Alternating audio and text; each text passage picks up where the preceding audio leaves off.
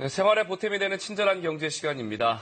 이번 주가 휴가를 가장 많이 떠나는 주라서 비행기로 이동하시는 경우도 많을 텐데요. 네, 짐을 싸고 항공편으로 붙이는 과정에서 기내 반입이 안 되는 물건도 있고 반대로 붙이면 안 되고 꼭 들고 타야 하는 물건도 있는데요. 오늘 박대 기자와 함께 비행기 오르기 전 무엇을 주의해야 하는지 알아보겠습니다.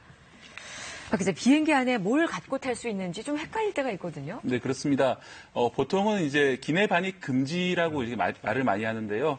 애매한 물건은 위탁 화물로 보내고 비행기에 탑승할 때는 짐을 최소한으로 하는 게 편리합니다.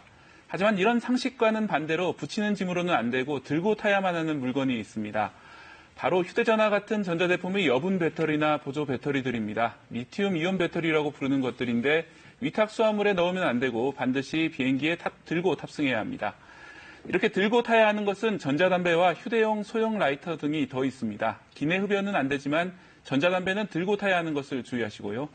그리고 아마 많은 분들이 또 고민하시는 게 화장품 같은 액체입니다. 위탁 수화물로 보내면 간단합니다. 별다른 포장 없이 500ml 이하는 5리터까지 보내집니다. 하지만 기내 반입할 때는 투명한 지퍼백에 넣어야 하고 액체통 한 개의 최대 크기가 100ml가 넘지 않아야 합니다.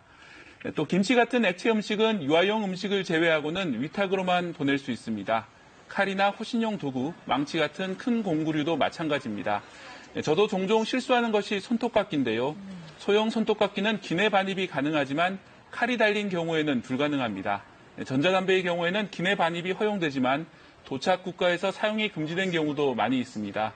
특히 동남아 지역이 그렇습니다. 홍콩이나 타이완, 싱가포르나 태국을 방문하실 때는 압수당할 수 있기 때문에 전자담배를 가져가시면 안 됩니다. 네, 이렇게 공항까지 갔다가 들고 타지 못하는 경우, 또 위탁 수화물로도 못 보낸 경우에는 짐을 버려야 되잖아요. 네, 그렇습니다. 대책이 없습니까? 네, 실제로 그런 경우가 되게 많은데요. 인천공항 한 곳에서만 이런 식으로 공항에서 버리고 못 가지고 가는 짐이 1년에 300만 건가량 됩니다. 네. 특히 제법 비싼 물건을 버리는 경우도 하루에 100건가량 되는데요. 이 문제를 해결하기 위해서 지난해 인천공항은 기내 반입 금지 물품 택배 보관 서비스를 도입했습니다.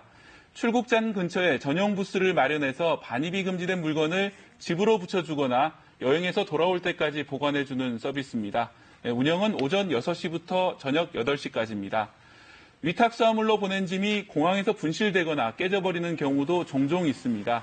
보상을 쉽게 받기 위해서는 미리 위탁 수화물 사진을 찍어놓고 맡기는 게 좋습니다. 또 깨진 짐은 공항에서 곧바로 사진을 찍어두는 게 권장됩니다. 보통 일주일 정도 이내에 신고를 해야 하기 때문에 기간도 주의하셔야 합니다.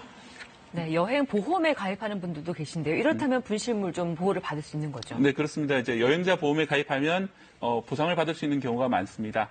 하지만 마찬가지로 출발 전에 소지품을 사진 촬영해 두시는 게 좋습니다. 또 여행 중에 도난을 당하면 도난 증명서를 발급받아야 보상이 가능한데요. 현지 경찰서에 가서 도난 신고를 한 뒤 도난 경위와 품목을 최대한 자세히 적어내는 것이 좋습니다. 여행자 보험은 해외에서 치료를 받는 경우도 일부 보상이 되는데요. 처방전을 챙기는 게 필요합니다.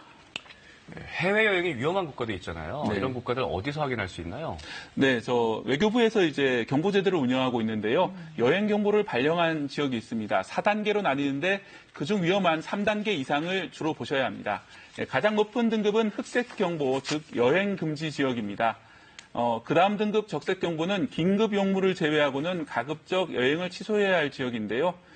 관광지 중에는 필리핀과 태국의 일부 지역이 포함되어 있습니다. 황색 경보는 그보다 낮은 지역인데요. 미얀마와 중국, 티벳 자치구가 포함됩니다.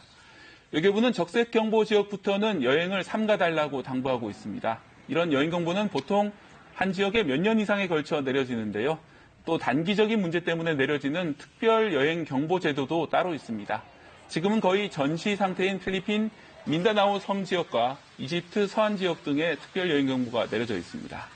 네, 오늘 휴가철 비행기 오르기 전 무엇을 주의해야 하는지 알아봤습니다. 고맙습니다. 고맙습니다.